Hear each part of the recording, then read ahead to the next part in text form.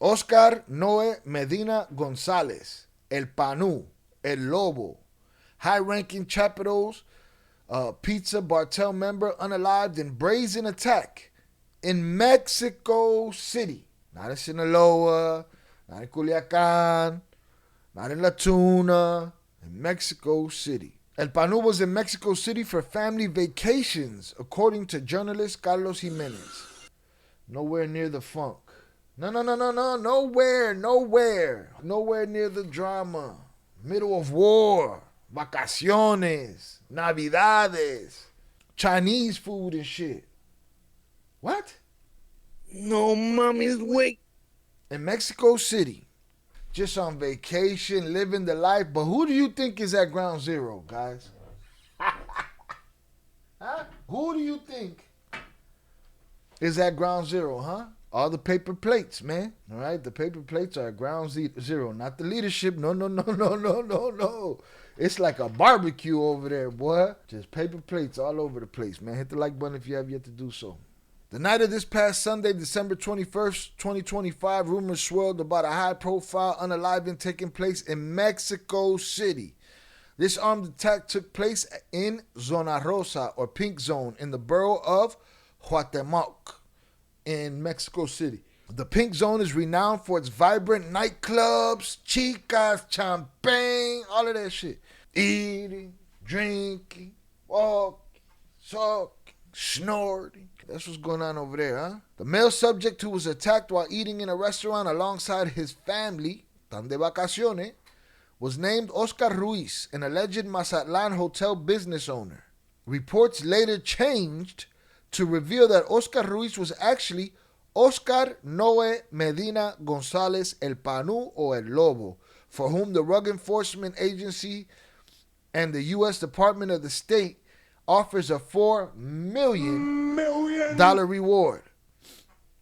The United States government describes El Panu's role in Los Chapitos Bartel as the principal deputy for Ivan Archibaldo, a high-level leader of the Sinaloa Bartel, and the day-to-day commander of Guzman, Salazar, and his brothers, the Chapitos security apparatus.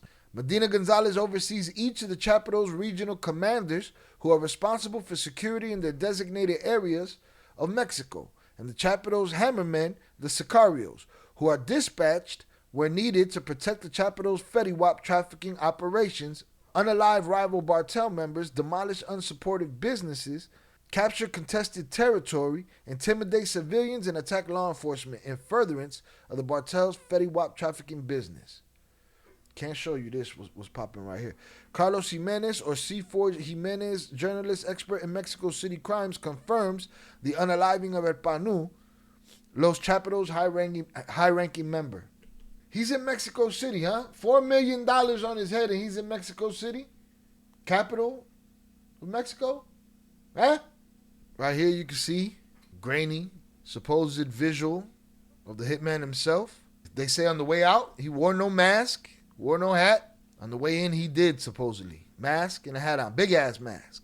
Alleged father-in-law of El Panu, Adolfo Rojo Montoya, was a former deputy in the Partido Nacional, or PAN Party. Currently was a tourist director in Mazatlan, Sinaloa.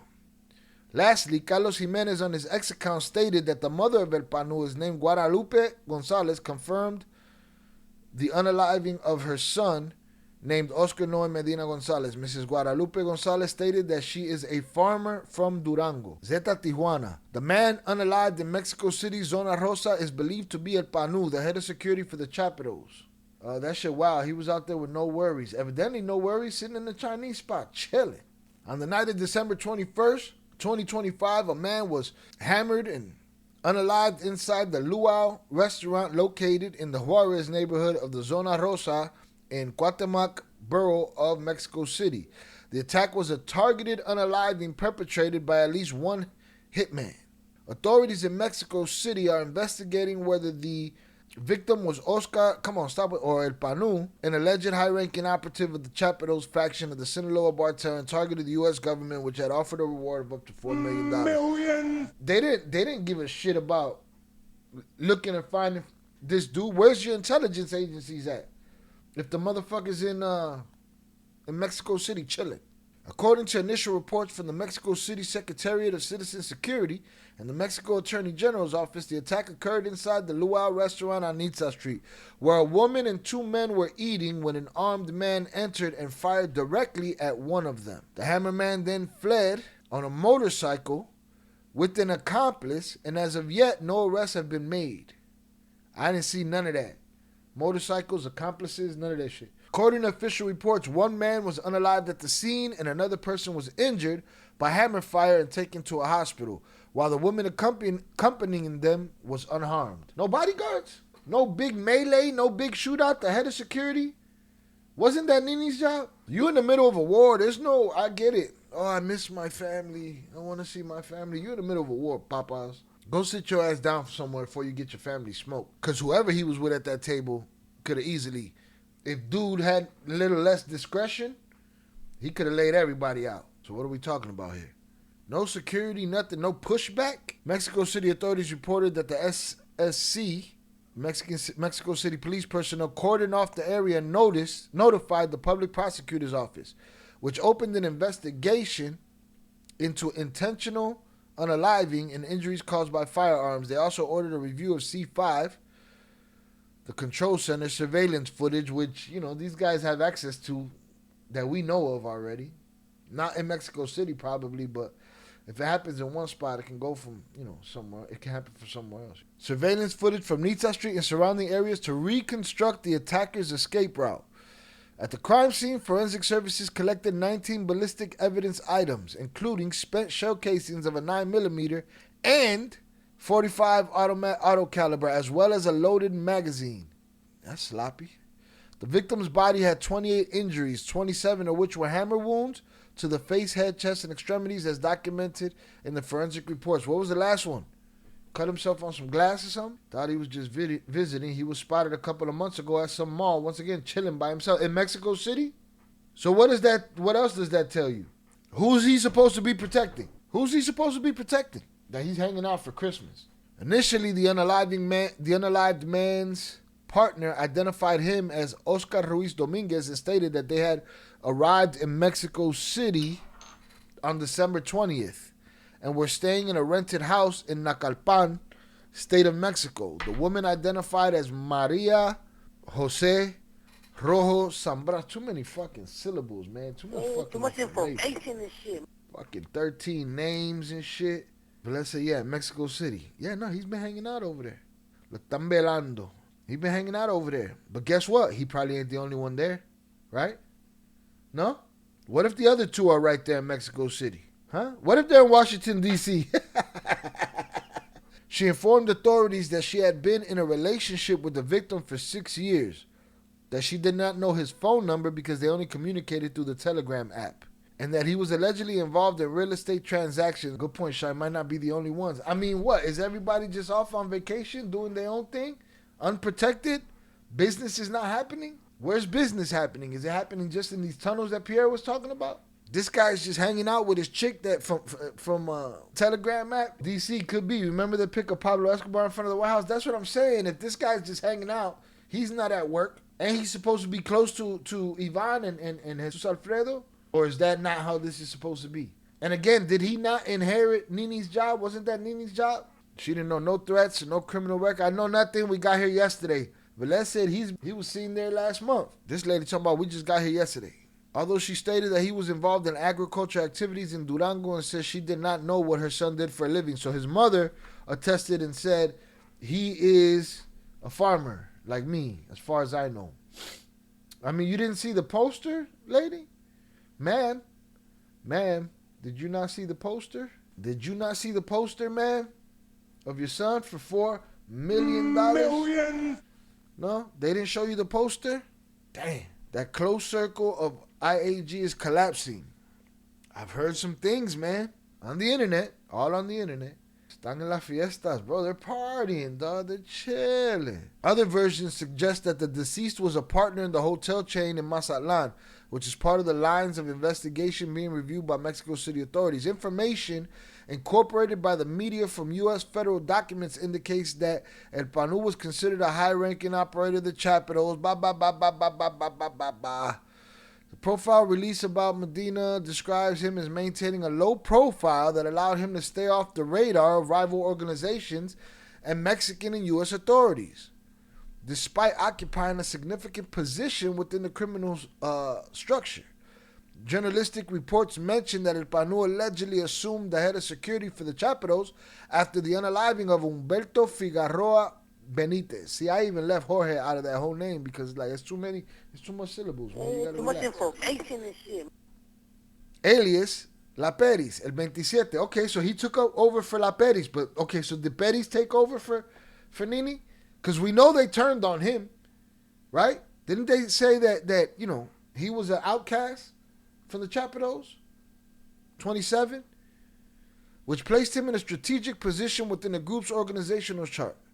To date, the Mexico City Attorney General and the Secretariat have not officially confirmed that the person unalived at the Luau restaurant is El Panu, and they're keeping the investigation open to corroborate the deceased identity through forensic analysis and national and international intelligence sharing.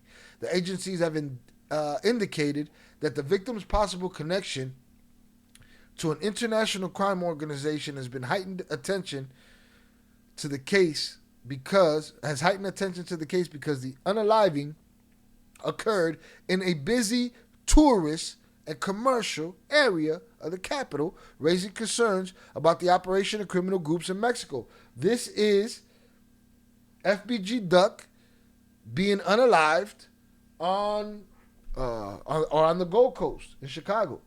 This guy got hit in a money center of Mexico, in the money center of Mexico. Right? He was a replacement. Okay. Listen, man, it's a bad job, bro. That's a bad job. You don't want that job right now, bro. Your services are no longer needed in the community. That's the only way. That's the only way that job ends right there. I heard on the internet, allegedly on the internet, people saying, hey, what if Mitchell is betraying them from the inside and giving up their soldiers? Authorities reported that they are continuing to interview family members who witnessed the attack, including the deceased mother and sister. Wait, the mother was with him in the restaurant? Did I read that? To determine if the name Oscar Ruiz Dominguez was a false identity used to move around the capital. Crazy. Gracias por continuar con nosotros. En los últimos Hey, man, días. who the fuck is this guy, man? Shoot the news like he had a hammer on him and shit, man. Look at him. Watch how he steps out.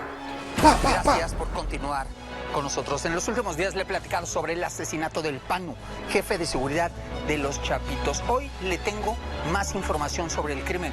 Todo apunta a que alguien lo traicionó, alguien le avisó al sicario dónde iba a estar. Right, everything is pointing to somebody set him up. I mean, you just chilling.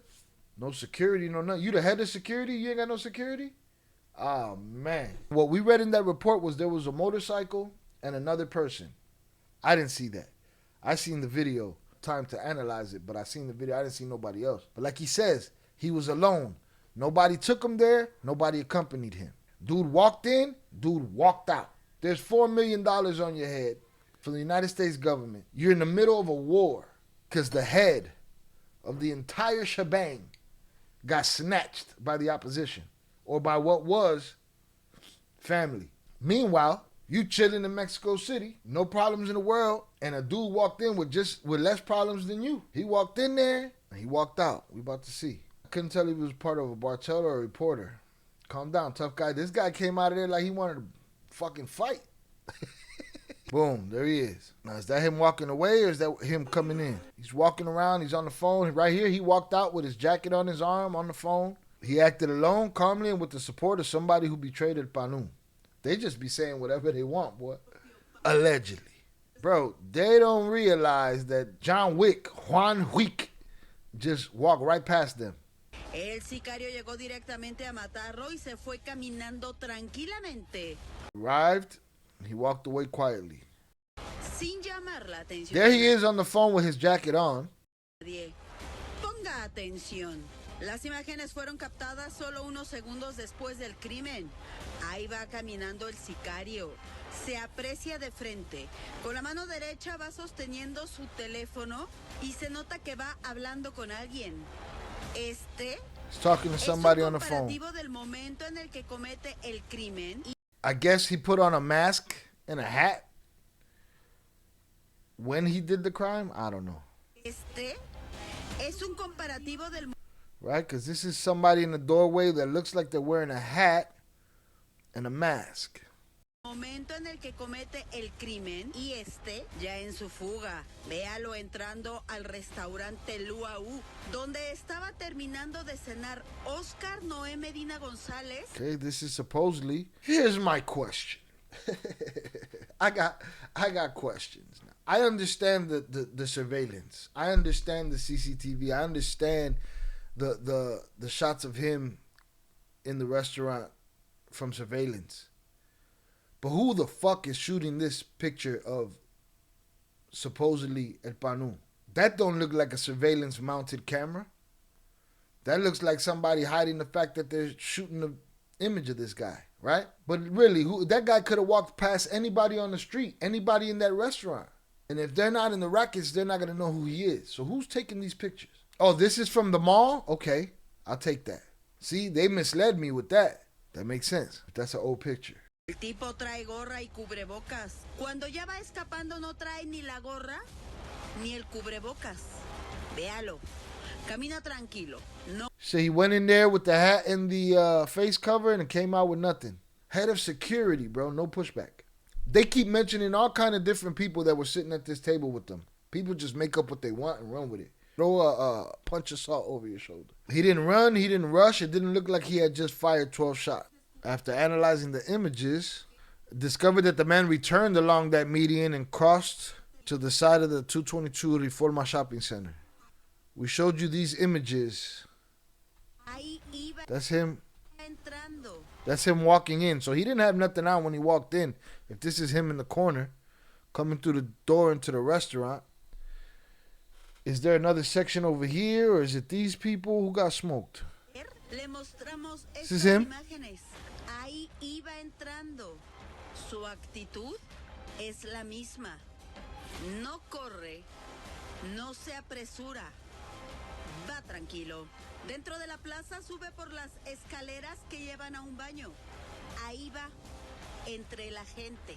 En el baño está. Oh, so this is not in the restaurant. This is the mall. He went into the mall, is what they're saying? Unos minutos y luego sale. Como Yeah, he went into a bathroom. sube por las escaleras que llevan a un baño. Ahí va entre la gente. En el baño está unos minutos y luego sale como cualquier otro cliente. Los análisis de los investigadores. Let's see his face. Sale. Papa, you showed everybody your face, bro. En el baño está unos There's everybody right now in Mexico City is pointing at the camera like Leonardo DiCaprio in the meme and shit. We know that guy. minutos y luego sale como cualquier otro cliente. Los análisis de los investigadores han permitido de entrar. They're saying that nobody followed them there. Well, how the fuck do you know that? They're saying that somebody in his inner circle betrayed him and warned and let them know that he was in the luau. The hitman's modus operandi led them to believe that he's a professional. That guy had no worries. Let me find out they're using this guy as a scapegoat and it was someone else that did it. I thought about that too. What if this guy's just some contractor minding his business? Probably downtown visiting a girlfriend or something, you know? On December 21st, at night, we saw how, well, different police operations arrived in the vicinity of a restaurant that is already very well known in the Zona Rosa, in the Cuauhtémoc district, practically in the financial heart of Mexico City. I am referring to the Lou restaurant on Denisa Street. We learned that there had been a shooting there, a gunfight, and there was talk at first of a character named Oscar Ruiz, who had been murdered, but not in any way, my dear Jesus, because they shot him at least 12 times. Those 12 bullet holes so that you can see or have a better idea of where these shots came from, some of them in the arms, my dear Jesus, in the back, even in the face. He said a hammer fight. That wasn't no hammer fight, man. There was zero pushback on that. Again, if dude wanted to massacre everybody in there, he had absolute free reign to do it, and he would have calmly walked away, you know, like John Wick at the end of the movie and shit. Narcomundo has some crazy but logical takes. Oh, yeah. And again, they, you know, they got to sell what they selling too. It was a targeted, focused attack. Hours passed and then the people of the capital found out what it was about. The rumors spread like wildfire. It was none other than Oscar Noé Medina Gonzalez, better known as Panu. This man, Panu, head of security for the Chapitos, was murdered in the restaurant in the Zona Rosa, but he was no ordinary person because he was wanted by the United States, my dear Jesus, for whom they were offering a reward of up to $4 million for his capture. Millions! I'm going to make a comment that may sound harsh, But how strange that not all the intelligence of the United States, nor the cyber police of Mexico City, which is supposedly trained to find these drug lords, nor the drones, nor the flyovers, nor the undercover agents in the Mexican capital were able to catch this man. Bruh, he was right there, bruh. The intelligence. Guess what, man? Hey, man, we could find a tiny little boat with 11 guys on it and millions worth of every rug under the sun and blow it out the water, right? But you can't find this guy, $4 million worth of this guy in Mexico City at a Chinese restaurant. No mommy's wait. Come on, man. And a hitman, a second-rate hitman, a hitman who happens to be walking by, watches him, enters this restaurant and shoots him 12 times. Man, words, nor the drones, nor the flyovers, nor the undercover agents in the Mexican capital were able to catch this man. And a hitman, a second-rate hitman, a hitman who happens to be walking by, watches him, enters this restaurant and shoots him 12 times. I wonder why he called him a second-rate hitman. What rate you want him to be, man? You want to be a 5-star hitman? You know, the man was pretty cold, you know? He did let his face be seen, but he walked in there with no problemos, man. He was chilling. He called him a second-rate hitman. A great turning point that you are highlighting, my dear Jose Luis, when referring precisely to how it is possible that a second-rate hitman could have found more quickly the Panu, who was wanted by North American intelligence, who was among the 10 most wanted in the United States and who was among the first 20 priority targets for the federal government, was located by this hitman. In other words, what is happening with the Secretary of Public Security of the federal government? What is happening with Omar Garcia Garp? Don't tell us stories. The truth is that they were not looking for the Panu. The truth is that the North American government, with all its intelligence, in the end could not find the Panu. I surely want to think... Could not, right? Because they could, right? If they wanted to, but they can't. So they don't. Were they not able to catch him? Or did they just not give a fuck? Because there was some kind of protection. He was in the capital of the country, fully protected. That's it. He was. There's some kind of protection. He was in the capital of the country. Government, with all its intelligence, in the end could not find the Panu. I surely want to think because there was some kind of protection. He was in the capital of the country, fully protected. Where, well, you don't have to be very thoughtful, my dear Jose Luis, to know if the Panu is the head of... Well, not fully protected because, you know, he ended up... The upper room. Your services are no longer needed in the community. Oh, the bomber clot. Oh. CDMX has cameras like crazy. They have a big C5 out there with all the cameras across the city. Yeah, they ain't catch a whiff of the $4 million man, though. Not in all this time that he's been there. Not in the 24 hours prior, right? They didn't have the facial recognition and the satellite tracking shit. Security for Jesus. Sorry, for Ivan Archivaldo. He is his friend and his head of security. He is the person in charge of Ivan Archivaldo's first security circle. Well, it is not difficult to think where Ivan Archivaldo is, because... There it is. Ivan Archivaldo, where is he? Is he in Mexico City with dude? And not just him. Anybody else who's supposed to be protected by their security. You know what I'm saying? But evidently, if the general's not protected of the security staff, then I don't know what's happening here. He said it. Where was Ivan Archivaldo possibly? And of course he is in Mexico City, protected by the city in Mexico City, by the security of the federal government, and it is not difficult to reach that conclusion if we know that the government of the fourth transformation of Andrés Manuel López Obrador owes a lot to the sons of Chapo. The least he can do today is protect them. Where? In the main security stronghold that they have under their control, which is the capital of the country. It is assumed that in the capital of the country, Mexico City, because now nothing moves without the head of government knowing about it, without the Secretary of the Interior, Mrs. Rosicela Rodriguez, knowing about it, without the Secretary of Public Security knowing about it. And that's where I get the idea, precisely this murder, the murder of the PAN member, brings many things to light, dear Jose Luis. First, the Mexican government is not looking for Ivan Archivaldo because they know where Ivan Archivaldo is, they know he's precisely in Mexico City. Second, the federal government pretends to be looking for Ivan Archivaldo out there in the Sierra Norte, in Badiraguato, in the Golden Triangle. They're supposedly looking for him in Sierra Norte, Badiraguato. Here's the thing, he doesn't have to be there. We assume that he's there because his head of security's there, walking around like nothing, right? But if it's a shit show like that and the security's walking around like nothing, then he could be anywhere anyway. Because it's all a shit show.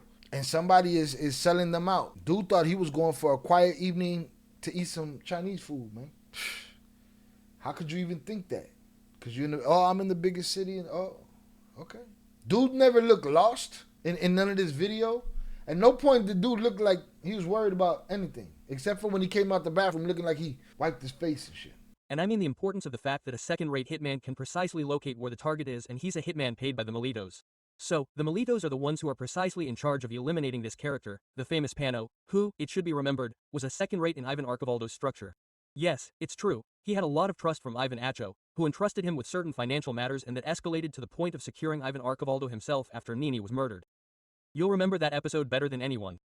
Jose Luis, you've followed these characters closely, but that's when Panu, who was murdered in Mexico City, escalated, but right from the start, my first thought is that he wasn't wanted by the Mexican government because the Mexican government knew where he was and because he and Ivan Archivaldo were well protected in Mexico City. Absolutely. People like to talk about how Ivan is like, that dude and this and that.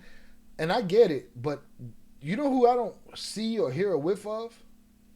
Is Jesus Alfredo. You don't hear nothing about that guy. Nothing. But he's like the real ghost. I think we need to remind the audience that there are several on the list of these high-ranking Sinaloa cartel leaders identified as Chapitos, security chiefs. You already mentioned Nestor Isidro Perez Salas, Nini, who was already handed over to the authorities in the United States. You were referring more to Paris, who was cheated. Paris, who was killed, exactly. What have we heard? Through the internet, allegedly. And Nini was turned over by his own. And Betis was an outsider turned over by his own as well, no? One of them ended up in the penitentiary, crying. And the other one? the upper room. But there are at least several names that would seem to be, as I said this morning in a radio interview, the most hostile position or job, the job that almost no one wants because That's it carries it. the most. Who wants that job, bro? Don't nobody want that job. You end up, that's it. Your services are no longer needed in the community. Who the bomb clot? Risks. Nestor Isidro Perez Salas was already in charge of it. Let's remember that they caught him in Culiacan while he was on top of a house. Let's also remember Martin Zazueta Perez, PG, who also assumed the position at some point and was captured. Both are now in the United States. That guy assumed the position so fast and got locked up so fast that I don't even remember hearing about him. PG, who also assumed the position at some point and was captured. Both are now in the United States. Jorge Humberto Figueroa Benitez on the 27th or Paris, who was killed in a military operation and his house was practically shot up. The walls perforated and his body also had several bullet wounds. And now Oscar Noe Medina Gonzalez, Panu. So we see that this. How should I say it? This position is the one that has put these characters at the forefront of the battle. Have we heard of any of the Hats generals getting knocked over like that? We done seen 1, 2, 3, 4 people in that job out of there. And you make a point. You raise a point that for me is central to this plot and this controversy. Because while the Mexican and North American authorities are determined to carry out these operations like the ones we saw in Durango, when they caught several drug traffickers, now they are trying to capture or find Aureliano Guzman, right? Guano in the mountains. Many of them are not in these areas. Many of them are in the cities. They are in Guadalajara. They are in Nayarit. They are in Mexico City. They was trying to catch Guano. He's like, Guano wasn't there. Everybody's outside. They're all hanging out. They're at restaurants and shit. Traffickers, now they are trying to capture or find Aureliano Guzman, right? Guano in the mountains.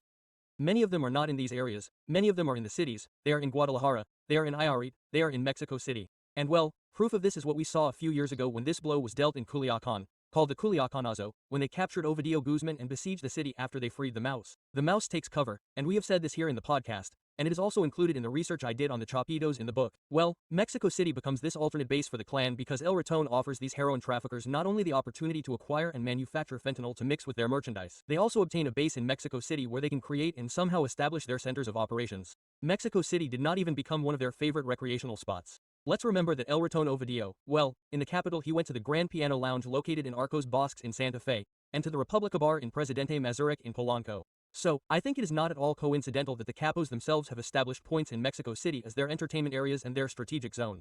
You gotta have something everywhere. They're plugged. They're connected. There's nowhere they just can't go. And it reminds me of when they snatched up. Who was it that got snatched up? Was it Ivan in a video? Who got snatched up in the restaurant where these fools just walked in the restaurant and was like, come on. Remember that? I don't remember exactly who it was. My dear Jesus, this is interesting because we have said it here in the podcast. Ivan Archivaldo is not involved in the tuna. He is not involved in Los Mochis. He is not in Mazatlan. Hey, Ivan Archivaldo. We've said the same thing since the beginning. He's showing off shit on the Instagram supposedly run by somebody else. He don't look like he in the middle of war. He don't look like them paper plates I be seeing in the gore section of the Discord getting ripped to shreds. They didn't want to catch him. Ivan. They didn't want to catch him? Or you mean on video? Yeah, but I never thought these guys was in the dirt. These guys ain't holding no hammers. Nah, these guys is chicas and champagne, man. You can go to Costa Rica, to Central American countries, you can go to Colombia, and you can be in Mexico City. That's why it's not at all coincidental that the Panu assassination took place under these conditions, under the conditions in which he feels free.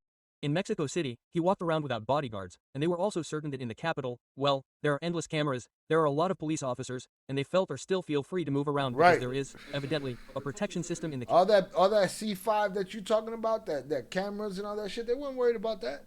Dude walking around with his face. Capital that supports them, and in that carelessness, Panu, thinking that it was Christmas, planting season, said, well, maybe nothing will happen to me. He went with his wife, his 2 children, the minors, caregivers, his mother, and a... Oh, he went with all of those people. Okay, that's not who was at the restaurant. Wait, how do you know this, though? His wife, his 2 children, the caregivers, his mother, and a cousin. Well, that carelessness cost him his life on 12 occasions, in 12 bullet wounds to this man. Damn, he got the 12 slugs of Christmas? Because it precisely says that his most important family nucleus was already settled in Mexico City. It means that he was not just passing through, that he was not just hitting the ground running. Right, this is not no... See, what was that whole story they gave on the shit that we read about the lady talking about we got here yesterday, I've known him for 6 years, through the motherfuckers just be making up shit. And who knows where these guys are getting their information from too, but if indeed he had his family there, that's like you said, man, of course he's being spotted. That's home base for the meantime and in between time, way far away from the paper plates. Words, he was already rooted. And that indicates the possibility that they have been there for a while now, precisely operating and functioning as the Chapitos cell. Now, another important point that we have to mention at this time, which is the presence of Panu. What was Panu's role within the Chapitos cartel?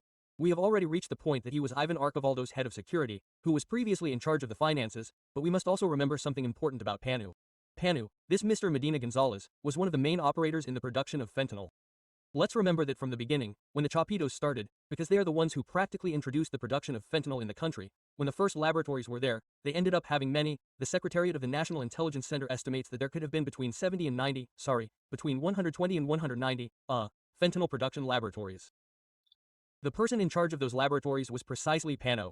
Panu is, it must be said, Panu was the intelligence behind the Chapitos cartel to come up with that exact formula for the production of fentanyl, that exact formula in which the dose would not be exceeded or that the dose would not be missing. He was the one who created the formula, the recipe for the production of that drug based on a rather tragic method, using people from the streets, people in homeless conditions that they picked up, took them away, used them as guinea pigs, they put in some fentanyl samples, it did not pass. Lab rats, right? He was using people as lab rats. Why? Because he died. He's missing. Wait for me. And so there they were testing precisely by the trial and error method. The next head of security for the Chapitos might as well himself save his family the trauma. Facts. That's it, bro. Because they gonna come for you. Your services are no longer needed in the community. Who the bomb clot? The upper room. To see how well the fentanyl formula worked. He's the guy who was recently killed, the character we're talking about. He's the father, precisely, of that method, of that idea, of using people off the street to test the efficiency of the fentanyl formula, and he's the father of the entire network of laboratories that they set up throughout the Sinaloa Mountains. So he's basically saying the U.S. didn't only want him because he was head of security for these guys. U.S. wanted him because of what he did or whatever. He was more than just the head of security. It looks like they got to the point where, you know, he had to do triple duty. If he's more than just some hustler, some security guy, you got him doing triple duty because nobody wants that fucking job. He's also one of the creators of the idea that Ivan Archivaldo, in order to negotiate with the Jalisco Nueva Generacion cartel so that they would support them in the war against the Mayo. Look, Panu was the architect of the idea that the Chapitos should line up with the 4 letters. Archivaldo, in order to negotiate with the Jalisco Nueva Generacion cartel so that they would support them in the war against the Mayos, paid them with 60 drug labs. He's the creator of that idea. I mean, he had that level of power within the Chapitos cartel, and that's why it can be considered a pretty strong blow dealt to the structure. All of that smart shit, all of that kingpin shit. You sitting in a restaurant, comfortable, chilling, no security, there was no pushback. The guy walked away. Juan Wick. It was so important that you already mentioned it at the beginning, dear Jose Luis, on the subject of the United States giving at least $4 million to the person who gave accurate information about his whereabouts for his location and arrest. So he is quite an interesting character, quite powerful within the structure of the Chapitos cartel, and I think it is a very considerable loss that is going to hurt them a lot economically because he was the operator, right? I mean, it is true what they say that he was responsible for the security of Ivan Archivaldo, etc., etc. That is true. But I think that within the cartel he had a more powerful function which was precisely the production of fentanyl, the search for those pennies and the financing of the criminal structure of the sons of Chapo Guzman. Because you collect many of these pieces that in the end fit together like a criminal puzzle. I was thinking before, about going into the details of how this man was murdered, or rather the chronology of events. I said, well, who's going to take on that role now? Who's going to take the risk of being the head of security? Who's going to continue institutionalizing this part of the clandestine fentanyl labs? Who's going to take the reins to pay the payrolls of the lieutenants? Who's going to manage the entire criminal structure of the Chapitos under the leadership of Ivan and Jesus Alfredo Guzman Salazar? A character who has been working hand in hand with Ivan Archivaldo comes to mind, who is precisely his brother-in-law, Alfredo Lindoro Navidad. Let's remember that this man has been there during the most difficult moments for Ivan Archivaldo. Let's also remember that Suema Araceli Lindor Navidad is Chapita's current romantic partner. Because of this nickname he practically acquired through the criminal inheritance of Ivan Archivaldo Guzman Salazar. I believe that he and Alfredo Lindoro Navidad burned down a ranch, right? In Culiacancito. This man was present when he was kidnapped. Do you remember that episode at the La Leche bar in Puerto Vallarta? I believe that he is one of Ivan Archivaldo's trusted men left. There are no more people who want to fight, more people they trust, including the Chapitos. I don't know if at some point they will need more support than they already have from the Jalisco Nueva Generalization cartel to take charge of these tasks. Can he trust letting an outside, that's it, like, once you're letting the four letters handle your business that Panu was handling for you, once you turn that over, and it might already be too late, you're no longer your Bartel, papas. Those guys is running the show at that point. Gardener, for example, or some other trusted man from Nemesio Seguera Cervantes, El Mencho. Once you give that to a trusted person on the other side, you're done, boy. It's a wrap. Just turn over the keys, give dude the keys, kick rocks, and let him fight. Go make your deal with the United States, because that's what's going to happen, and let them deal with the hats. I'm considering a hypothesis about this figure, about this key position within the Sinaloa cartel. I think Alfredo Lindor Navidad could acquire this leadership because... He said he could acquire the leadership. Is he a free man? Is he not a free man? Oh, okay. Okay. So then he got arrested. It says here, hours after recording this podcast, the Secretary of Security and Protection announced the capture of Lindoro. Yo! There he is. You end up in prison crying. Two, you end up betrayed by your own, and you end up unalived. The upper room. Then the next guy caught it in the restaurant chilling, Mexico City. Your services are no longer needed in the community. Who the bumbo clot? And now they lock your ass up before you even get the fucking job. They announced the capture of Alfredo Lindoro Navidad and Mario Lindoro Elenes. So the brother-in-law and the father-in-law of Ivan Archivaldo in Zapopan, Jalisco. That's it, bro. That job is vacant right now. You think they're recruiting on TikTok for that job? Or they're going to have to turn it over to their former enemy who they are now aligned with to fight their former friends? Wow. Betrayal's funny. Now, with these betrayals that have occurred and, let's say, the strategic issue, the form of espionage, the way of increasingly limiting the murders of people linked to the Chapitos, perpetrated by or on the part of the Maiza, led by Ismael Zamboses and Kairos, Melito Flaco, I think they're going to be increasingly constant, and I think the Chapitos are not going to trust people who are on the same side as them. I think they have to be people even closer to them. Panu earned that place as head of security. You said it very well about the Chapitos. They had already seen this man on some occasions. In the Hierro Palace in Molière in Polanco. They had already been spying on him. He was a character who felt free. He pretended to be a hotelier from Mazatlan, which he is, because he has many businesses to launder his money. But I think that I insist, before going into these details and not going on too long in the intervention, I think that here it is a little bit up in the air with the position of the Chapitos is going to be now and how, well, Ivan Archivaldo and Jesus Alfredo will not be able to sleep, I think this Christmas, because I think they are closing in on us more and more and the security circle is practically shrinking to reach these leaders of the Sinaloa cartel. And guess what? Let's just hypothesize that they are in Mexico City. The move would be get the fuck out of Mexico City right now, right? But now everybody's eyeballs is fixed on Mexico City. And let's see how strong that protection supposedly that they have is. Because evidently that protection wasn't so good for Panu. Ivan gonna be playing with the third string quarterback, bruh. Yeah, at this point, you get the kid that you send for the cocas and you tell him, hey, go to Mexico City. Do your business. They shook the spot from CDMX for sure. It's probably harder to do so now. They could have. If they did, it was harder to do so. And that would be the move. Get your ass out of there. And we have to think about what is coming next for the Chapitos cartel. I was thinking about that song by Tigres del Norte that says that the most astute foxes are always caught with their people. And this comes to mind because, precisely, yesterday I was talking to someone from over there, from Sinaloa. I was talking and he assured me that there is a version circulating within the Chapitos group, which claims that the murder of this character could have been the murder of Oscar Noe Medina Gonzalez, El Pano, and that it may not have been by what would seem to be the most logical, by the Mayos del Mayito. There are those in Sinaloa who attribute the possibility of that murder to Aureliano Guzman. For those that don't know who Aureliano Guzman is Pocha's brother, Guano. And he says that there's a theory coming out of Sinaloa that Guano pulled this hit. I don't know how powerful that man is. I know he had his soldiers stand on a bridge and say, y'all cross into my shit, it's going down. Just recently, the military tried to snatch him up. He was nowhere to be found. Is there a possibility that he could have said, okay, y'all want to play fucking games? We're going to get your boy. And boom, hit Panu. Again, like Velez said, Guano's move would be really smart, to be honest. Here's the thing. In one fell swoop, he took out a leadership position and now has everybody scrambling on a whodunit. Whodunit. He's only one of the options. Why would Aureliano Guzman murder Ivan Archivaldo's chief of bodyguards? It could be a logical reason because he wants him to be less and less dependent. Look, Aureliano Guzman fears that the Jalisco Nueva Generacion will arrive and eventually absorb the entire Chapo Guzman faction. But doesn't it seem like that's what's happening? Doesn't it seem like that was going to be the thing? Doesn't it seem that the moment we heard about that alliance, we said, oh, at the end of this, there's a Mexican standoff. Whether they win or they lose, at what point does everybody turn the hammers on each other? As it seems is going to happen in the end. That's going to happen. Yes. That's going to happen. The Jalisco is going to take over the entire Chapo Guzman family faction, and that is a direct threat to Aureliano. That's why Aureliano wants to exterminate the Chapitos as soon as possible so that they don't get to the point of depending so much on the Jalisco Nueva Generacion cartel and then not have to deal with the big problem that the Jalisco Nueva Generacion will be in Aureliano Guzman's own house. I don't understand how that helps him though.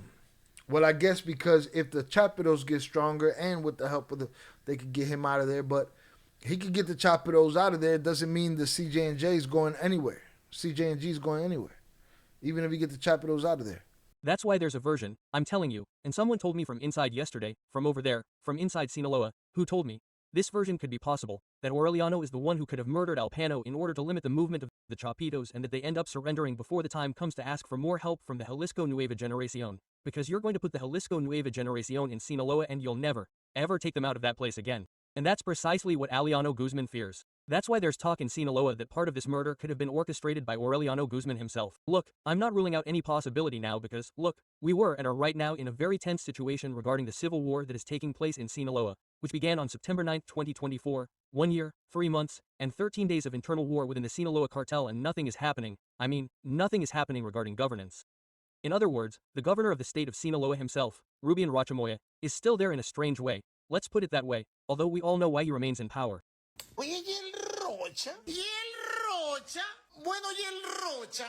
In other words, the governor of the state of Sinaloa himself, Rubian Rochamoya, is still there in a strange way. Let's put it that way, although we all know why he remains in power. And well, the state continues to sink into a spiral of violence. I have no doubt that this version that you are giving us here exclusively, my dear Jesus, is one of the many that will begin to circulate in the media and it could be completely reliable, it could be real, because right now betrayals, alliances, resignations, however we want to see it, are the order of the day. They also mentioned that a few months ago, you'll remember when they launched these pamphlets, the gang, well, practically what I just said, for more than a year, the gang launched these pamphlets of people who are linked to the Chapitos and murdered them. Alright, you remember those pamphlets? The snitch papers, the snitch flyers that they were throwing off planes? Both sides did it. The hats did it, and the pizzas did it. Where they took all the influencers and social media people from both sides, and not only that, people with businesses and communities and whoever they thought was aligned and connected, and they snitched on them to the people and told the people to turn them in. Cartel, 2 L's. They also mentioned that a few months ago, you'll remember when they launched these pamphlets, the gang, well, practically what I just said, for more than a year, the gang launched these pamphlets of people who are linked to the Chapitos and murdered them. Camilo Chua, for example, Lucen, whom we interviewed here on the channel, and well, many others, Guy Castro, Marquitos Toys, brother. They also murdered a character who is a bit out of our compass here at Narcomundo, who was Alan Samudio. This character, Alan Samudio, whom I began to investigate, I said, well, this man, I mean, what does he have to do with the war in Sinaloa? On September 17, 2024, they murdered this young man, Alan Samudio.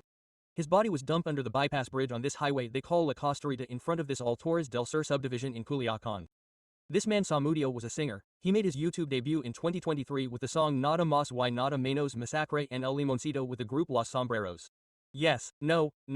I mean, so you can see that this guy was dedicated precisely to narco corridos. He collaborated with a man they called El Chaquet, Enrique Chaquet, who was a former member of the Toys, Marquitos Toys and his group. And the curious thing about this case is that this version also comes to light that Alan Samudio was Panu's nephew, and Panu was his uncle-in-law, and they say that he had him killed precisely because Alan Samudio's father was, or is, a member of La Somberiza, La Maliza, of this faction of the Sinaloa cartel. This is another rumor. Alan Zamudio was Panu's nephew. He was his uncle by marriage. Panu was his uncle by marriage. Damn. And that Panu had Alan Zamudio unalived because his father is a member of the Hats. Coño, man. Come on, you was the Theo by marriage. You can't go to the family function and be like, oh, he's a Hat? Get him. You wildin'. Now you wildin'. And there we are going to show this audio from Alan Samudio's mother, where she claims, according to some sources, that his uncle, El Pano, killed him simply because his father, Alan Samudio's father, belongs to the opposing side of the Sinaloa cartel. Wow. So they say out there that this murder that the Panu allegedly orchestrated against her nephew Alan Samudio is revenge because this young man's father is part of the gang. Well, this revenge, they say, didn't last very long, let's say like this, even though it's redundant, very short. Su tío es el Panu, él es su tío político, y ojalá él escuche este audio y sepa que mi hijo tiene más lealtad que él. Oh, I do remember that. Oh, No, mommy's wait. That my son is more loyal than him. I do remember that. Man, I've done 1,000 fucking live streams, huh? Wow. Hey, that lady said that shit cold as ice, too. Cold as ice. Su tío político. Su tío es el Panu. His uncle is el Panu by marriage. Es su tío político. Y ojalá él escuche este audio. And I hope he hears this audio. She wants Panu to hear this audio. Y sepa que mi hijo tiene más lealtad que él. And knows that my son is more loyal than him. Coño, man, boy. No, mommy's wait. Mono con los ojos tapados. Heavy shit, boy. You could already listen to the audio here on Narcomundo of how Alan Samudio's mother says that her uncle, Panuo, was going to kill him and that he, well, is, very loyal, or that Alan Samudio was very loyal, not only to the organization, but that he was a person who didn't harm anyone. That's what his mother argues, but that's another version that's circulating, let's put it that way. Panu had enemies everywhere, both within his faction and in opposing factions, my dear Jesus. And I think so, Jose Luis, because he also had enemies everywhere, man. Had many friends who were protecting him, without a doubt, right there in the heart of the country, in Mexico City. In other words, a drug trafficker who has a reward of $4 million on him from the US government and who is, what do you think? How far would he be from the US embassy where he was murdered, my dear Jose Luis, which would be within a radius of 2 kilometers at the most? Yes. Yo, how far was he from the US embassy? No, mommy's wait. Come on, America. We got the mango. At most 2 kilometers from the US embassy, the country that is looking for him, right on the spot, and not so much, I insist, not so much for being Ivan Archivaldo's head of security, but because he is one of the most important men in the criminal structure that is dedicated to producing, trafficking and marketing, off the Nile, in the United States. That's why there is a reward. In other words, the United States did not want him because he was the head of security for the Chapitos. Of course not. The United States wanted him at the time. They were looking for him because he was an important factor in the country's production of fentanyl. And I tell you, incredibly, living like any Christian, not like any Christian, because not just any Christian can live that life, not like any citizen either, but like a powerful drug trafficker living with his family in a central area, that of Mexico City, and, well, practically with the eyes of the Secretary of Public Security mobilizing helicopters over there in the north of the country. I mean, how embarrassing. And who believes this about the Secretary of Public Security? Who believes this about Secretary Omar Garcia Harfuss? That if it is true, and we have recognized here in this space, he has made some good noises. With this, he demonstrates the strategy of the fourth transformation, total protection for the Chapitos in Mexico City. Because after the murder, when they killed the guy who they say is Ivan Archivaldo's head of security, no one can swallow the idea that Ivan Archivaldo could be in Durango or in northern Sinaloa while his head of security is in Mexico City. Said nobody can swallow the idea that he's in Sinaloa or Durango when his head of security is in Mexico City. No one buys that. No one. Now, what I was telling you, another important thing, if Pano was one of the main producers or is the main producer of fentanyl in the country, who was the one in charge of that, do you think he wasn't operating laboratories in Mexico City? Of course he was already in business in Mexico City, doing part of that lethal production for the consumer markets in that center of the country. So yes, it's going to be a very important issue there, but they don't want to make us look like fools. Pizza should just start cooperating at this point. Well, that's what I'm saying. Like, if you went as far as to search up your enemies to make an alliance, almost you almost at that point where where the twins was at, where you got to make that call. Pizzas is cooperative. I swear Joaquin and Ovidio are going to give up IAG. You think they'll give up their brother, Tere? That's crazy. But hey, cartel with 2 L's. That could be unheard of. Or, we never thought they'd take Yoma, right? But they did. So, there's no telling if, Ovidio and them give up their own brothers. At this point, they just need to drop the beef and worry about the CJ&G taking complete control of both their strongholds. I think it's too late for all that. I think they're going to lose that, Robert. At the end, we always imagined the Mexican standoff. Who knows? Listen, there was a theory out there that the CJ&G are the ones that are selling this information or giving out this information on poachers. But again, there's never going to be a lack of rumor. The government, as it has always wanted to make us think that there are operations, helicopters and planes and everything searching the mountains. There they go, Archivaldo, when they have him there in the capital of the country, apparently protected by federal forces, protected by the government, on the instructions of Andrés Manuel López Obrador. Oh! The evidence This motherfucker's saying they're protected because of the former president. Coño, man. Hey, these guys don't like that Obrador party, boy. They're not with that shit. They're not playing that shit. And everything searching the mountains. Government production for the consumer markets in that center of the country. So yes, it's going to be a very important issue there, but they don't want to make us look like fools. The government, as it has always wanted to make us think that there are operations, helicopters and planes and everything searching the mountains. There they go, Archivaldo, when they have him there in the capital of the country, apparently protected by federal forces, protected by the government, on the instructions of Andrés Manuel López Obrador. And there's the evidence that they bring to light, and that murderer, the hitman, the one who gave Panu a floor, well, I don't think it's anyone other than the National Intelligence Center. How come the National Intelligence Center didn't know, Jose Luis? I mean, what are we talking about, right? A government that distracts us, plays tricks on everyone by distracting and protecting drug traffickers. And this murder, I'm telling you, has many aspects to investigate, to observe, and especially to observe the behavior of the federal government that continues to protect drug traffickers and that continues to pay for favors with the money received by Andrés Manuel López Obrador during election campaigns. There they are, they are paying for precisely that, the protection of Ivan Archivaldo who lives in Mexico City. I believe that at this time, if Archivaldo is still... This guy is calling out names, boy. He don't give a shit, right? He's saying, yeah, he's protecting him. The former president, he's paying for all that shit. Coño, man.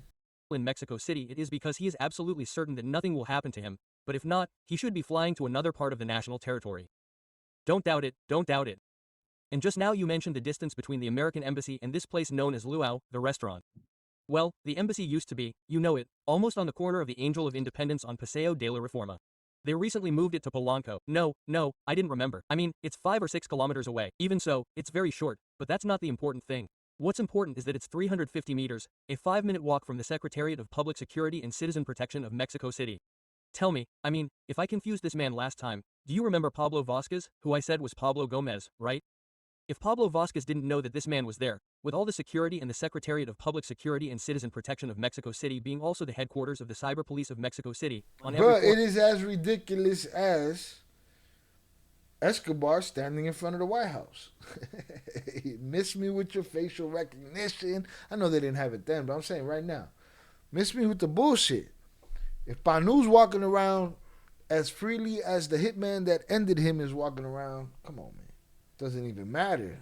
They catch who they want to catch. On every damn corner of this city, there are at least 4 or 5 cameras. Sure, I mean, if they don't catch this man, I mean, we see that he could be much more relevant, capable, bold, and tenacious than Mexican and American security forces. We would be talking about a character who is even superior to a Russian spy, a former member of the KGB, my dear Jesus, because this low-level hitman could shoot him 12 times, flee, and no one saw him, no one could find him. They keep calling dude a low-level hitman. Why he so low-level? If he went in there, closed his eyes, and bah, bah, bah, bah, bah, bah, bah. You call him low-level. If he smoked the whole table, you call him low-level. Why he low-level? You ain't caught him. Ain't nobody caught him yet, right? Are they going to catch him? Come on. That is something that seems unheard of to me. I insist, in a city like Mexico City, which has cameras, security guards, police, traffic police, bank police on all sides, in other words, there are endless elements that are moving day, night, and evening to supposedly safeguard the lives and integrity of the citizens of the capital. Just so I can tell you, because you have a very meticulous and delicate analysis. the incident, the attack, and I would like to know your opinion because it is very important for me to break down and peel this tangerine, this corn cob, because I think it is interesting to see how this man's murder came about. Look, the atmosphere at this family dinner, let's put it that way, is disrupted, it is transformed abruptly. As we mentioned, at 9 at night, when some individuals entered, there are already some images of this hooded man, even wearing a face mask, at the luau restaurant. One of them, a robust man, with a backwards cap, I repeat, a face mask, goes straight to the table and shoots him 12 times. The authorities say the attack was quick, without saying a word, and they murdered this man. How do you see this man? Panu, they had already said that he had arrived a few days before in Mexico City. He even rented an Airbnb for his mother to stay. He arrived from Durango, took her to mass, and from there they went to this restaurant located on Denisa Street. This man, the one who kills him, gets on a motorcycle and escapes in the area. See, I didn't hear nothing about no more. They didn't say that earlier. Now they're saying that here. My dear Jesus, fired not there they went to this restaurant located on Denisa Street. This man, the one who kills him, gets on a motorcycle and escapes in the area. There we see shell casings, my dear Jesus, fired 9mm caliber. There is even an image of a charger that was left lying around. When they arrive and ask about the identity of the victim, Medina Gonzalez's wife, Maria Jose, with whom he had been for 6 years, says that she did not know what her husband did for a living. They identify him as Oscar Ruiz, a hotel partner in Mazatlan. They hide the identification and everything. And well, they said that he lived in Interlomas, which must not be a lie because they move around either in Pedregal or Interlomas. No credentials are found, take the belongings from the head of security. Him as Oscar Ruiz. It's BS. How do you see all this money coming in and going on vacation and don't know anything? Facts. What are you doing at luau's and shit after the misa? And well, they said that he lived in Interlomas, which must not be a lie because they move around either in Pedregal or Interlomas. No credentials are found, they take the belongings from the head of security. Apparently he was not armed. I think this man must have been carrying a weapon. And well, we see that hours later this man is identified. He is discovered as Oscar Noe Medina Gonzalez El Panu. How do you see how throughout the entire timeline of this man, he was too trusting? That's another thing. You don't got a hammer of your own? Shit. I ain't going. He let himself be guided. He thought that they weren't going to do anything to him. He felt protected. Because in the end we see that he dies in a way, and with all due respect, but very crude, right? I mean, you enter a restaurant with no security, no guards, you don't set up a security circle, they kill you with 12 bullets and that's it. I mean, as if nothing had happened. That's it. I agree with him. There's nothing, no pushback, but I felt that way with Nipsey. When Nipsey Hussle got smoked, the first thing I said, and you guys also, the first thing I said was, nobody shot back? Nothing? Go on you, man. That's right there, Jose Luis, and I think you'll understand this when you get to know the fascinating Mexico City, right? Because someone you take with you so that your mother, your family can see the city, you don't take them to the Zona Rosa entrance. Yes. I think the most popular place is downtown Mexico City, and there are other things like the Basilica. Well, tastes are the same, let's leave it as we can see, but from the outset he feels safe, he feels protected. That's probably why he only has one companion who apparently, hey, why do you want a security chief without a gun? Why do you want a security chief that's not standing next to you? Why you want a security chief that wants to go hang out with wifey and mommy and shit? You chose something, bro. Maybe, and this is just me speculating, maybe Jay Flores would say, hey, man, you want to do family shit. That's cool, bro. You're in the midst of war, bro. Fuck family shit. That's what I was saying from the Surviving El Chapo documentary. Fuck the family shit. The family shit end up with you in a pool of your own shit. Do the survival shit so that the family lives. So that the family moves on. You want to go hang out, Christmas and shit. Who wants a security chief without a gun? Nah. Who wants a security chief not standing next to him? As we can see, but from the outset he feels safe, he feels protected. That's probably why he only has one companion who apparently, hey, why do you want a security chief without a gun? No, I mean, for what? For him to chase them off with what? With a damn thing, right? So, I think that at first glance it shows that there's great confidence in the area in which he is moving.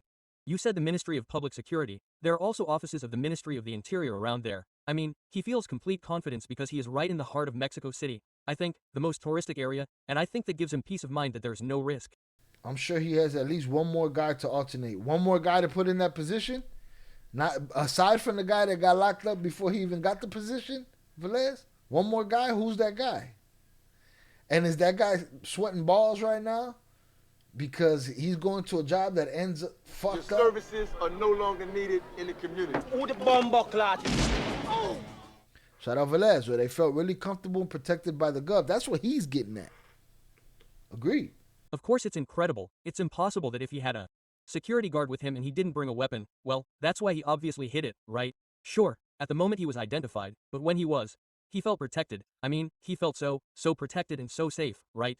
by his security team, that's why he wasn't wearing security equipment. Who, knowing the risk his boss Ivan Wait, he felt what? Oh, by his security team. Well, who's his security team? Is it the government? Because there wasn't nobody outside. It wasn't nobody standing in the hallway. It wasn't nobody standing up the block. He didn't have no security team. He was the security team for his mother or whoever was with him.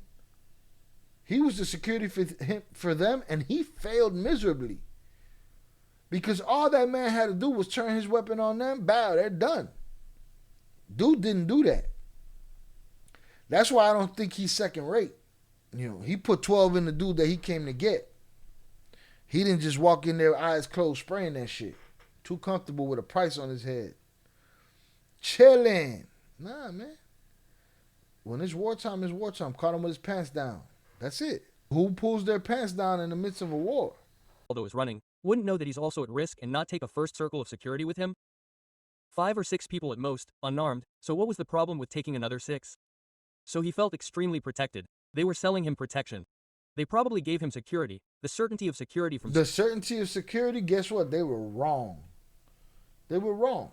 Someone in the government, and that someone was probably the one who recommended where he felt extremely protected. They were selling him protection. They probably gave him security, the certainty of security from someone in the government, and that someone was probably the one who recommended where he could move, where he could meet, take his family. Yes, anyone with a minimum of security knowledge can define that. The federal government also has no intention of trying to find out who murdered the Pan, because they also got rid of the person who was providing that protection, they also got rid of a weight with that murder, and the less that is known, the better. The fact that they let the killer run free through the city, hey, how is it possible that up until now there hasn't even been a siege, surveillance with cameras, etc.? And he left after he had given him 12 blows to the body, which if he was a hitman, of course, he knew that with the first or second one he would have secured him with that. Is that why y'all calling him second rate? You're saying he would have been first rate if he would have triple tapped him, 2 to the chest, 1 to the dome? Or double tapped him, 2 to the chest? Here's my thing. What if that was an order? What if the order was, put everything you got in him? What if the order was, make this look like fuck him? What if that was the order? There is a message. There has to be a message in those. In that complete unloading of the 12 shots. Right, a message. The magazine, right? So yes, the situation was very, very accurate. Nobody burns the entire magazine, my dear Jose Luis, and nobody leaves a single bullet in the chamber. Of having unloaded the magazine made the killer certain that there would be no problems in his escape. That's why, without any major problem, he left the gun without any bullets and left as if nothing had happened. There is something behind all this, my dear Jose Luis, that points precisely to complicity from the federal and local authorities of Mexico City. The fact that the guy was receiving protection is real, it is well-founded, and the fact that the other murderer was also going to get away without any problems is also well-founded. So there's not much to look for here. This murder only reveals to us the relationship that continues to exist between the Chapitos cartel and the federal government. And here it would be worth asking a question. Here it would be worth making a direct, concise, and firm questioning of Pablo Vasquez and Omar Garcia Harfuch. Who is protecting the Chapitos in Mexico City? Who receives the protection fees for the Chapitos in Mexico City? That's the question, huh? Who allows them to operate and establish themselves as a source of financing for money laundering, drug warehouses, and clandestine laboratories in Mexico City? Who allows the Chapitos cartel to occupy the Mexican capital as a fun zone?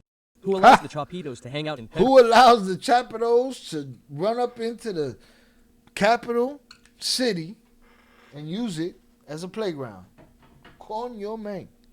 In Polanco, and attend meetings on the outskirts of the capital, almost right next to Cuernavaca? Who precisely allows the Chapitos to travel in armored cars, pose as businessmen, hoteliers, bankers, and have their backers, including members of the Ministry of Public Security itself? Who allows this? Who is receiving these bribes? Who is really endorsing the operation of these characters in the Mexican capital? We are not talking about the head of security. He is no longer here. They already shot him dead with 12 bullets. The Pan is gone. He was here in Mexico City. He walked around Park Delta. He ate at the Cheesecake Factory. Ovidio Guzman Lopez. You saw him in bars, you saw him on the street, even Pablo Edwin Huerta Nuño. Let's remember the skinny guy. He was trying to carry out the most brutal attacks that could have happened in the Mexican capital, like the assassination of Ovidio Guzman Lopez, and the secretary's office itself prevented it. Instead, they captured the skinny guy at some point. They captured the people from the opposing cartel. Look at that. They were able to stop an assassination attempt on Ovidio. We're going to kill Ovidio Guzman Lopez, and they didn't do anything to Chapo Guzman's son. They only seized some of his drug warehouses that later turned out to have many more in the Mexican capital. Who is allowing this, my dear Jesus? That is the pertinent question for Pablo Vasquez and Omar Garcia Harfuch. It is evident that the Chapitos have a center of operations. That's it. The Secretariat of Security needs to Answer that question. Who's protecting these dudes in Mexico City? And did they just blow up the spot? Is the spot blown now? Might be. Seems like it. In Mexico City, they can walk around freely. They have at least the Cuauhtémoc mayor's office under control, right? The Inlalpan mayor's office, they can walk around freely, easily, comfortably, without anyone chasing them. They can, I insist, walk around. At some point I published in my book, Narco Juniors, how Damaso Lopez Serrano's own cousins, there was a man there who they called La Liber, or El Liber. He could take pictures in the shopping center at Reforma 222, which by the way, is where Mario Delgado has 2 or 3 apartments that cost 15 million each. Walk around 2 or 3 apartments that cost 15 million each. Coño, man. Blessing of the capital's government just a few years ago, a few kilometers away, as you said, from the American embassy. Where is the supposed intelligence? Where is the supposed coordination of agencies to capture these kingpins? Rather, it is the public security operation itself that is under the payroll of the Mexican drug traffickers. My dear Jesus, I totally agree, Jose Luis. In other words, there is no way around it, and I think we are also bypassing the responsibility of another official. We are only asking the question to Pablo Vasquez and Omar Garcia Harfuch, but I think we should also question Mrs. Rosacela Rodriguez, who is the Secretary of the Interior, who ultimately has the responsibility. The National Intelligence... Why that lady look like one of them evil ladies from like a movie like Matilda or 101 Dalmatians or some shit? Like the evil teacher at the Catholic school or the military school or some shit. Center operates under her command. Hey, if the National Intelligence Center doesn't know that Ivan Archivaldo's chief of bodyguards is there, the CISEN spies don't give a damn. I say this with all due respect, because I know they monitor us and everything. The bastards are very aware of us, but they don't give a damn. So, if the National Intelligence Center can have a criminal, a drug trafficker of this stature, mingling with ordinary citizens in a restaurant like this, it can't be. We just have to remember Rosacela Rodriguez's background. Rosacela Rodriguez was President López Obrador's Secretary of Public Security during the days of hugs and not bullets, during the days of going to Badiraguato to bring and take greetings. During the days of reciprocal letters with Chapo Guzman's mother, during the days of gratitude for the financing of López Obrador's campaign by the Sinaloa cartel. In other words, Rosacela Rodriguez has many things to explain, and she may have a lot of tails stepped on in this process, because who gave the drug traffickers the opportunity to assure them and guarantee them that Mexico City is a sanctuary and that what, as you may recall, was once Puebla, which later became Querétaro, now it seems that Mexico City is where the drug traffickers say, this is neutral ground. We step on it and we don't kill each other there.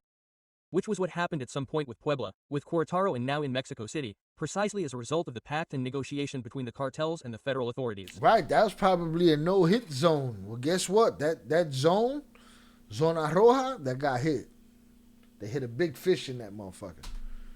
And in this case, Rosacela has a lot to explain about that murder, because there is no doubt whatsoever that this murder only reveals that the Chapitos, Jesus, Alfredo, and Ivan Archivaldo are, or at least were based, in Mexico City, because their head of security was there, and a head of security is never far from the one he protects. So that's where they were protected and cared for by the federal government, the two most important targets sought by Omar Garcia Harfuch. So, either they got the better of Omar Garcia Harfuch, or Omar Garcia Harfuch wants to get the better of Mexicans, but things are not as the federal government portrays them. My friend Jose Luis. Listen, every time we talk about these types of critical situations of drug trafficking, of alliances between criminals and the federal government, I have not the slightest doubt after this murder by the PAN that the narco state is more relevant, more consolidated, and stronger than ever. In other words, the alliance that has been forged between Los Chapitos, the Jalisco Nueva Generacion cartel, and the federal government, the stupidest and most harmful anti-crime policy of hugs not bullets imposed by López Obrador, I have not the slightest doubt that there truly exists, let's put it this way, a cronyism, an understanding, a connivance, even a friendship between the drug traffickers themselves and the Mexican political class.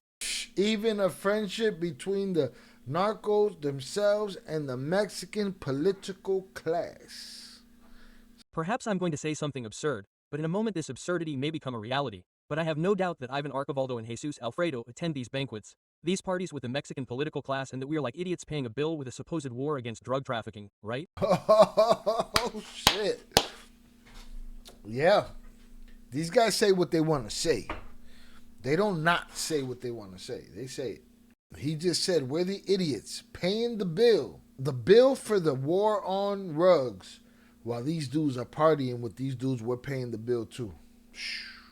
Absurd, but in a moment this absurdity may become a reality. But I have no doubt that Ivan Archivaldo and Jesus Alfredo attend these banquets, these parties with the Mexican political class, and that we are like idiots paying a bill with a supposed war against drug trafficking, right? Sponsored by the Mexican government and the United States, while they are enjoying this commercial exchange, this criminal political exchange that precisely provides the considerable profits from the sale of drugs and other crimes. Sponsored by the Mexican and United States governments, who are pardoning drug traffickers. Why shouldn't he think that these dudes is at these parties? We pardoning these dudes. These dudes is making deals and getting out in 2, 12, 6, 15, 14, 20 years. And they got bodies upon bodies upon bodies upon bodies upon massacres. What? I think it might be absurd, but I think we're the ones that are living in simulation while they're in a state of coexistence and in truth and deep embrace between the drug traffickers and the government. Oh, this guy's not mincing words. He said, think about it. Who benefited from him being alive? Could be Wano, Poacher's brother. Could be the Hats. Could be Ivan himself. We'll see how the investigation unfolds. What investigation? We ain't never heard the end of no fucking investigation. Don't nobody give us no investigations. Get the fuck out of here. Again, he had no lack of enemies. From the looks of how he was walking around Mexico City, he had no lack of friends. Just the friends couldn't protect him from what he ran into.